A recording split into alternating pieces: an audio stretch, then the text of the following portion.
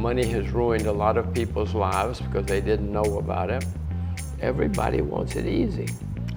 Everybody wants a hot tip. Hot tips will lose you a lot of money.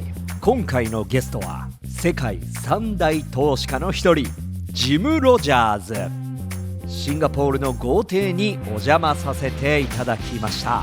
The main lesson that you can learn from history is that people do not learn the lessons of history. You know there are going to be very, very bad problems in Japan. Well, let's say if you're a Japanese citizen and you live in the country, where would you choose the country to live right now? Korea.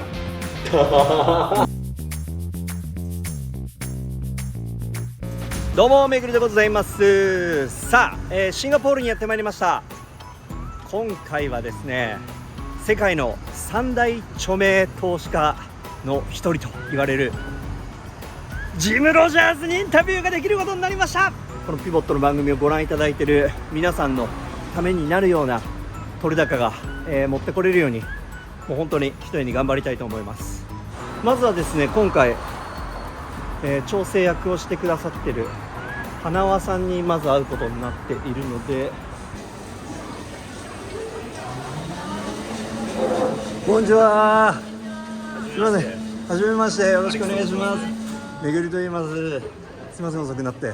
ジム・ロジャーズの著書の監修翻訳を務める花輪さんとアレックスさんです。今回はジム・ロジャーズ本が出たということで、今円安だとか世界情勢がすごく大変動しているんですけれども、ものすごく不安な日本人の方が多いと思うんですけれども、そういった方に読んでいただきたいと思って、ウクライナ情勢以降のことも含まれていて、最新の情報になっています。彼の場合は非常に分かりやすくいろいろ解説してくれるんで、今日明日の動きじゃなくてもうちょっと長めの動きっていうのを非常に分かりやすく説明してくれるので、そういう意味では、まとめっぽく読みやすい一冊にはなってるかなとは思います。やってきたのは映画でしか見られないような豪邸。待つこと数分。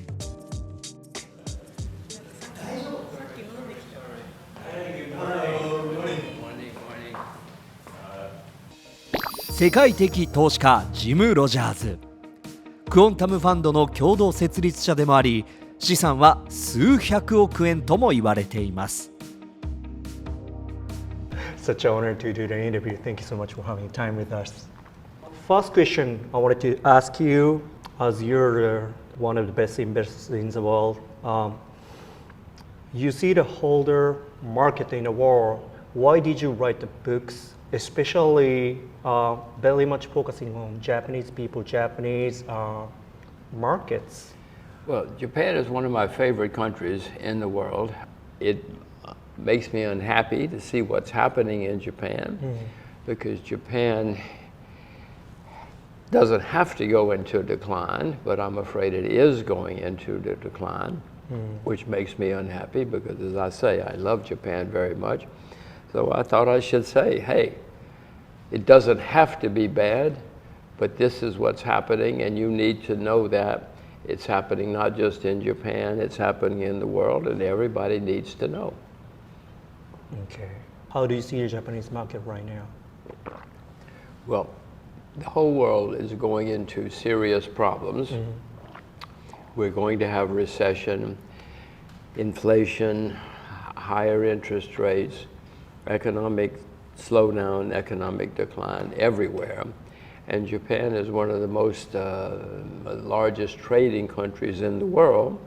And if your customers have problems, you have problems. It doesn't matter who you are or what you do. If you do everything right, but your customers have problems, you're going to have problems. And so Japan is in a situation now which is going into decline. You have your own problems which make it worse.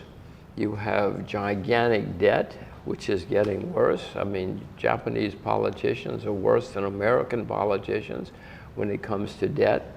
You don't have any babies. You either have to have babies or you have to have immigrants. Well, you don't like foreigners, so your population's declining, the debt's going to skyrocketing. I mean, this is very simple arithmetic. You can add and subtract.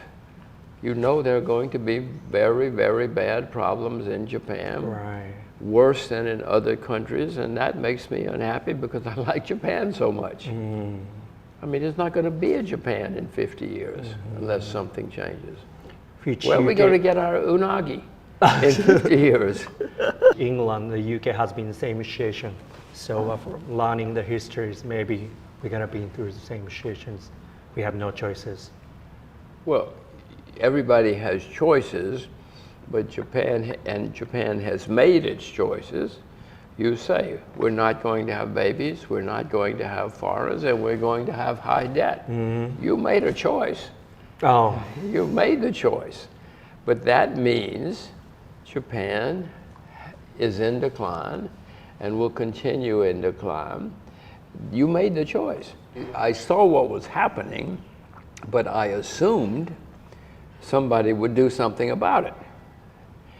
But a few years ago, I realized there's a serious problem, but Japan doesn't care.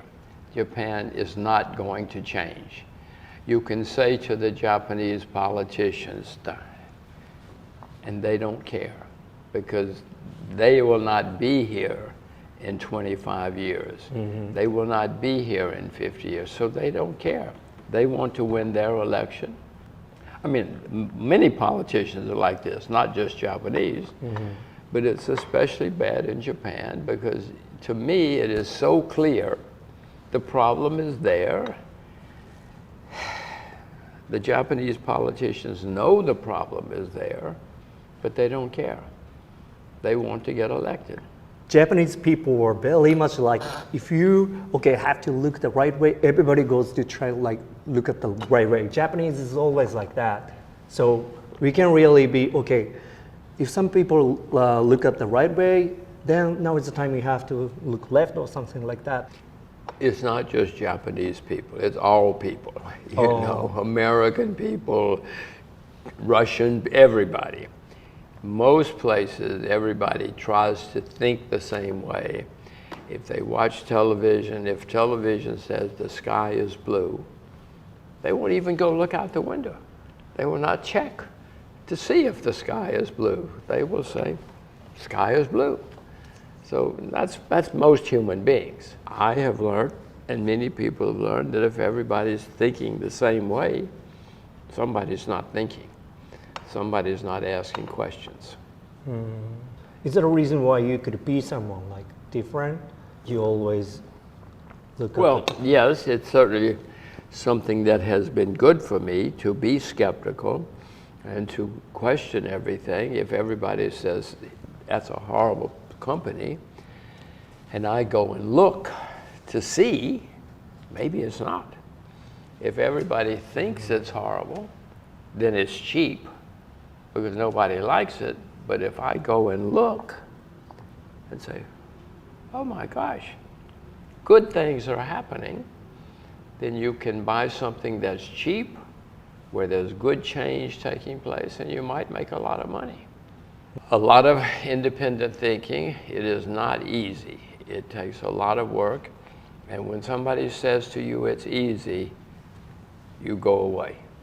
You go away from that person because it takes a lot of work, homework, and it doesn't matter whether you're investing in your own country or a foreign country. You still have to do the same thing. It's harder if you have a different language, but it can be done. Read as much as you can. If you invest in a company and you read the annual report of the company, you do more than nearly every investor. People are lazy. People don't want to do that work. If you read the annual report, or if you read 3 or 4 of the company's annual reports and the competitors' annual report, you've done more than everybody. But nobody wants to do the reading or the work or the homework or the research. Everybody wants it easy. Everybody wants a hot tip. Hot tips will ruin you. hot chips will lose you a lot of money.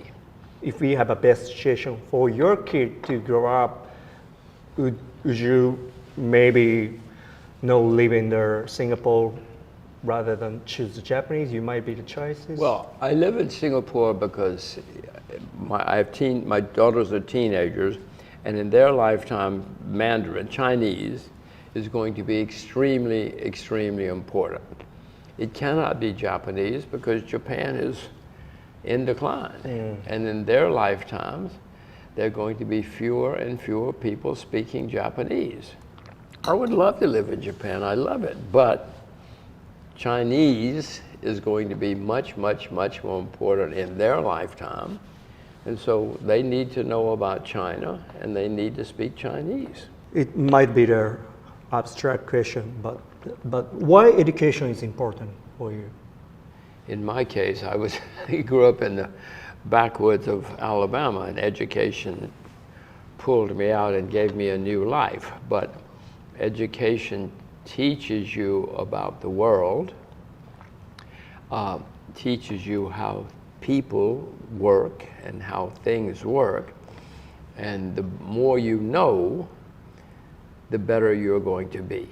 As I said, if you're interested in investing and you learn about investing, you're going to be a better investor than everybody else who's not educated about investing.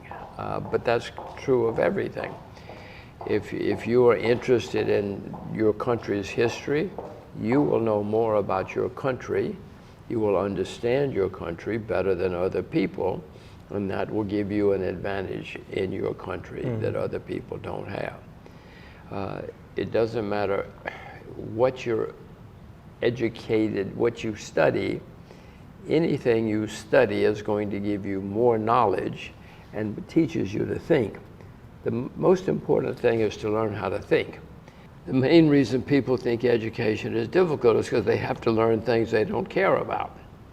But and that's a shortcoming of education. If we could design education so that everybody could study what they love, then we would be better off. Let's say for the kids, maybe people around 10 or 20 years old, doesn't need to be, but for those kids, what the basic things they need to learn and what kind of skill they need to have to live another 10 Well, or you have 20 to be years. able to read. It's important to know how to read, in your own language especially. It's important to know arithmetic, because basic, simple arithmetic, you don't have to be calculus, you don't have to be, arithmetic genius, but you do need to know the basic. But then you need to know what you love. If I want you to be a gardener and you don't like gardening, I am wasting my time and yours to teach you gardening. It's not important for you. If you want to be a gardener, learn about gardening. And I would say, don't be a gardener. That's a waste. But if you love gardening, someday you're going to have a chain of garden shops all over Japan, and you're going to have a big company listed on the Tokyo Stock Exchange, and you're going to be one of the richest people you know. But you figure out what you love first. You cannot be rich unless you do what you love. And also, at the same time, do you think we have to learn about the money and also the investment? No. Unless you love it, don't. You need to know about money so you can make change, so that you don't spend too much money, so that you learn to save and learn how not to spend more than you earn. That's very important. Everybody should learn that about money. If you build up huge debts, you're probably going to have problems. Basics like that about money. But if you don't like investing, no, don't waste your time. Spend your time doing what you love. If you love investing, spend your time learning. But if you don't like investing, don't waste your time. Do something else. Figure out what you love and then do what you love. To avoid that, everybody needs a different skill to face what we're going to suffer from right now. What do you say to the Japanese people? What we need to get ready for what's going to happen?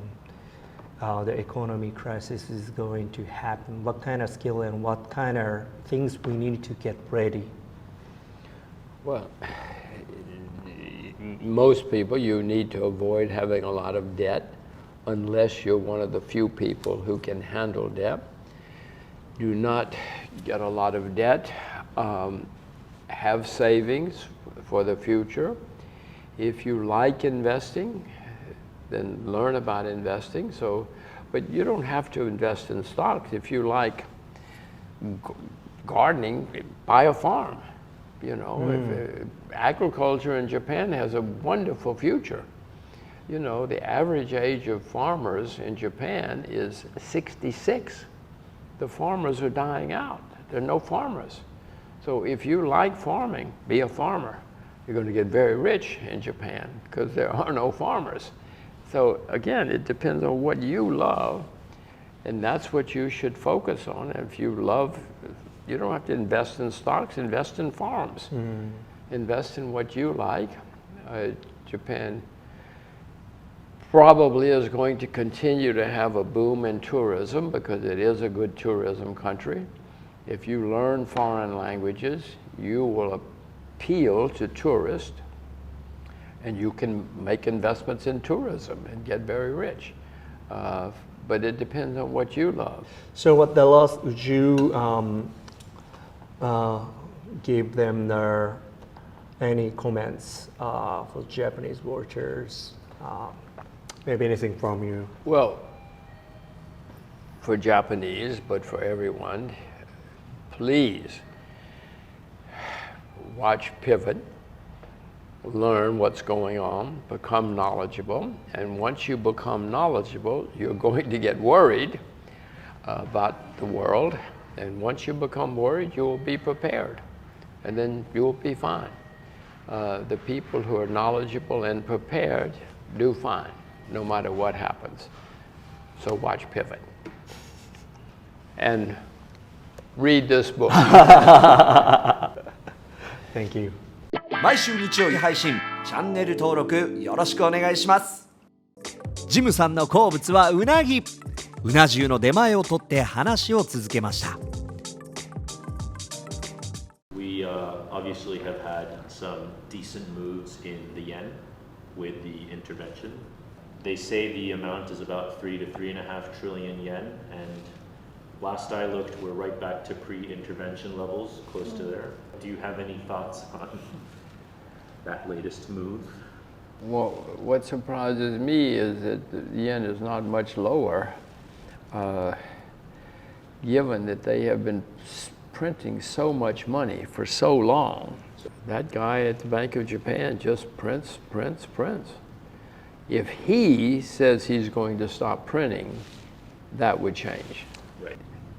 The only good thing is, Japan has been a very high-cost place to do business in recent years. It's getting cheaper to do business as the yen collapses, but that's not a good way to build an economy or a society. If it were that easy, all the countries that have printed lots of money would be rich, but they're all poor. They're all poor. Including Zimbabwe and many other countries. There have been major countries. Italy has had currency problems for decades. Then they joined the EU, which stopped the currency problems.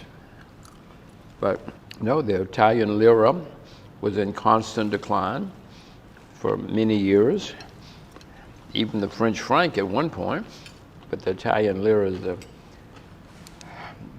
trying to think of major countries that have done this, and the result has always been the same, whether you're a major country or not. It's decline of your currency, and that will happen to Japan. Right.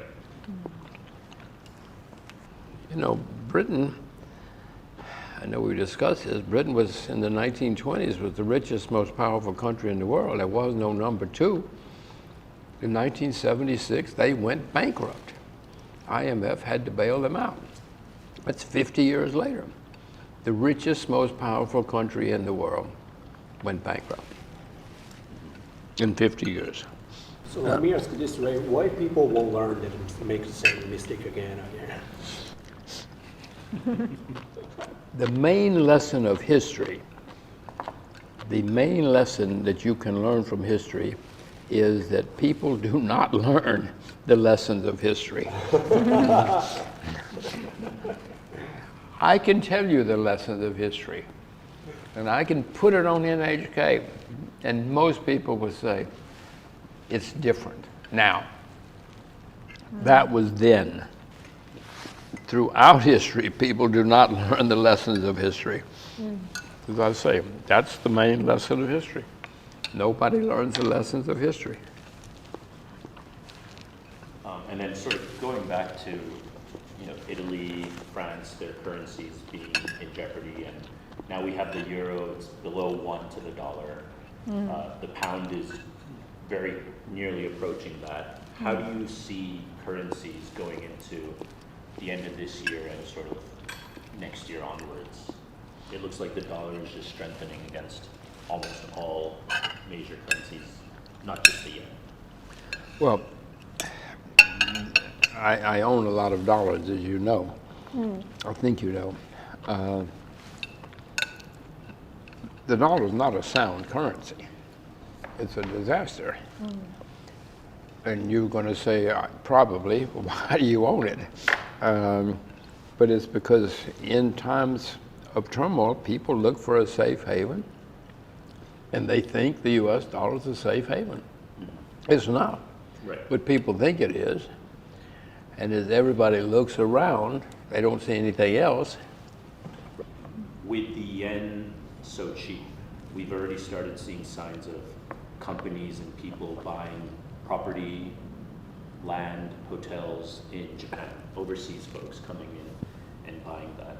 Do you think there could be a situation where these overseas companies through M&A, you know, they'll try to acquire Japanese companies, try to revive them from the dead or make them better? Do you think that could be a move going forward? Or? Well, you point out it's already happening, but that does not solve the problem. It is a temporary problem solver for a little bit, but it does not solve the basic problem. 8 years from now, it'll be worse. Right.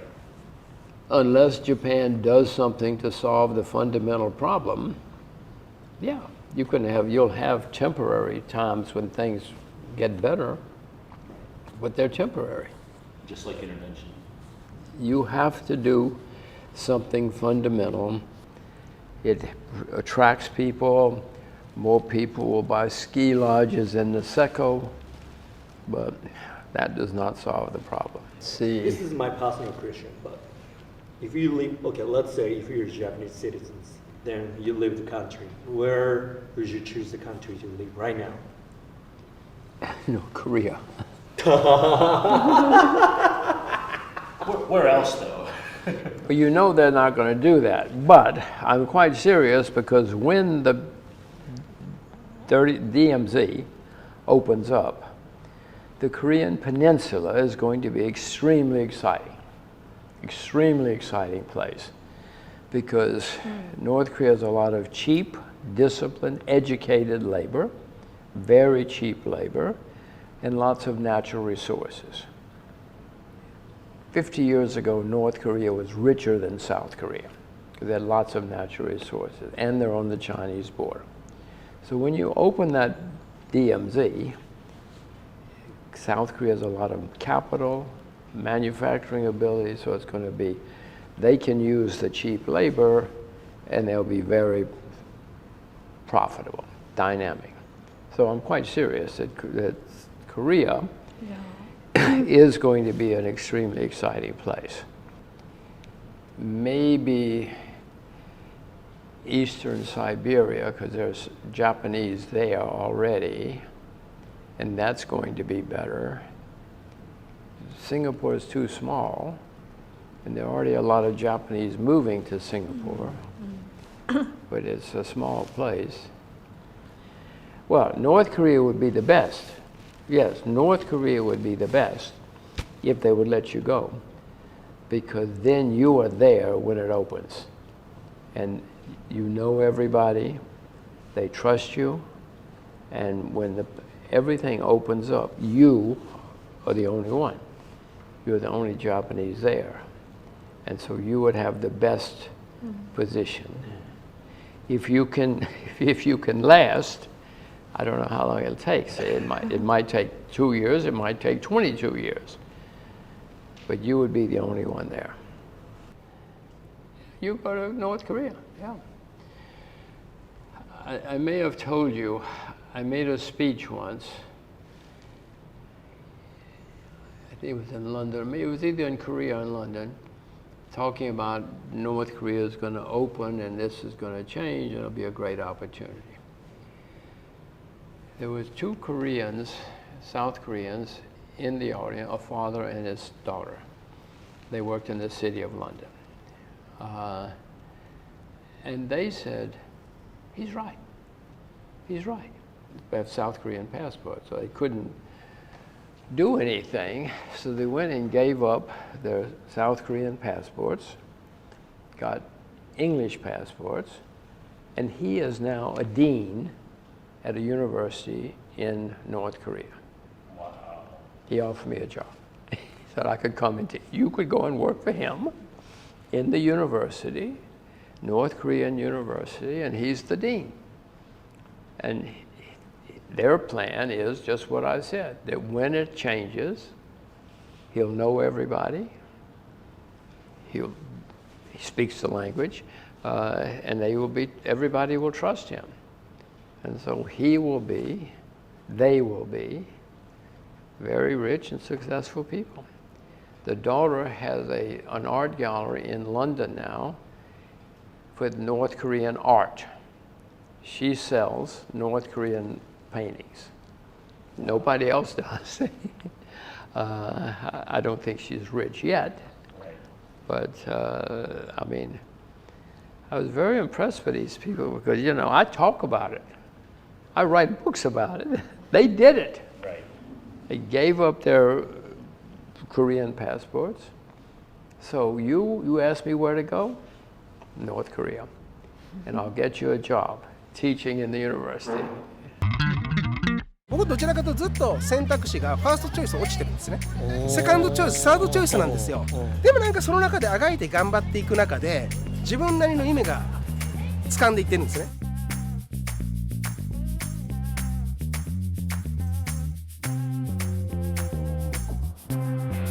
マイクロソフトで学んだのは自分がリーダーになればどうあるかっていうドゥーイングであれで議論を考えさせられるんですね。マイクロソフトのガーファムみたいなところでしか学べないんですよ。そこ僕はリアルにずっと学んでたここを徹底的に DNA にして日本でもいいですし彼のマインドセットを変えたい。